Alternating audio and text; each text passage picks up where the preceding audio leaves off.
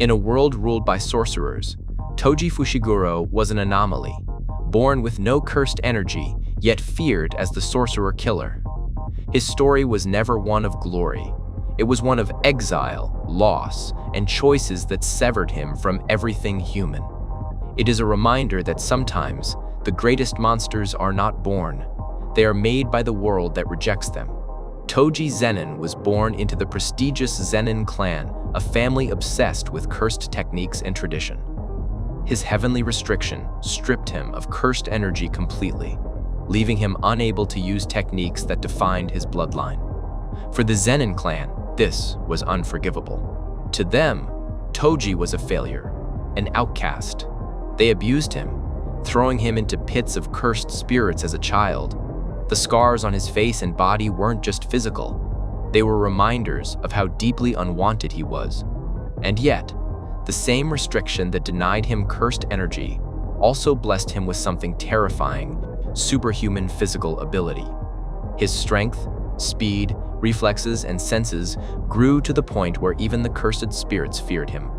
The clan, who once despised him, began to quietly respect and fear his power. Toji left the Zenin clan behind, not out of rebellion, but because their fate meant nothing to him. Their survival was only a convenience to him. Outside the clan, he became a mercenary, a killer for hire. His body, forged in pain, became his greatest weapon. He collected cursed tools, trained a spirit to store them for him, and took commissions through a mediator. But beneath the mercenary's mask was a man still scarred by rejection. Toji eventually found love, marrying a woman, and took her surname, becoming Toji Fushiguro. His wife gave him the peace he had never known. She softened him, calmed him. For a brief moment, Toji was human again. And when she gave birth to their son, Megumi, there was a spark of hope. But that peace was short-lived. His wife died young, and with her death, Toji's humanity crumbled. He remarried, only to abandon his new family, Megumi, and his stepdaughter, Sumiki. From that moment, he decided he would take pride in nothing, not in himself, nor in anyone else. Toji became infamous as the sorcerer killer, a man without cursed energy who could defeat even the strongest sorcerers. His greatest job came when he was hired to assassinate the star plasma vessel, Rigo Amanai. But this mission wasn't just about money. It was a chance to humiliate the Jujutsu world that had discarded him. His strategy was brutal: lure Gojo and Geto into constant battles, wear them down, and then strike when they least expected it. And it worked.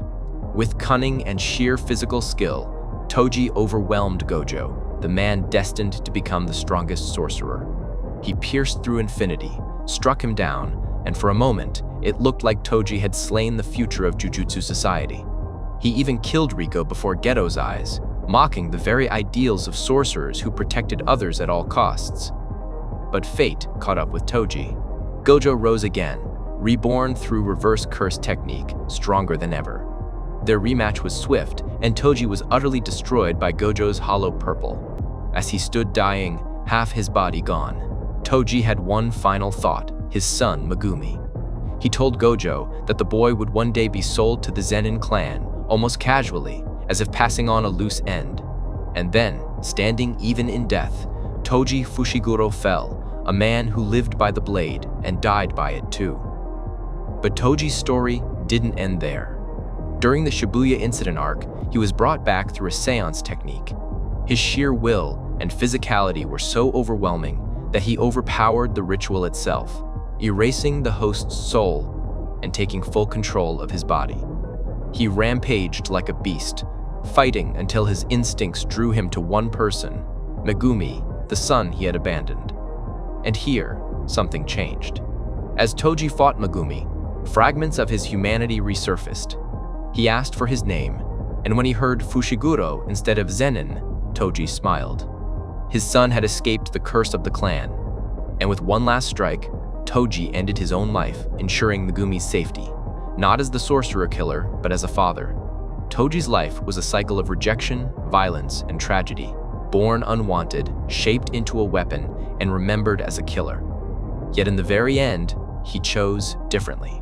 His story reminds us that even villains, even the most broken among us, can find a moment of redemption, even if it's only in death.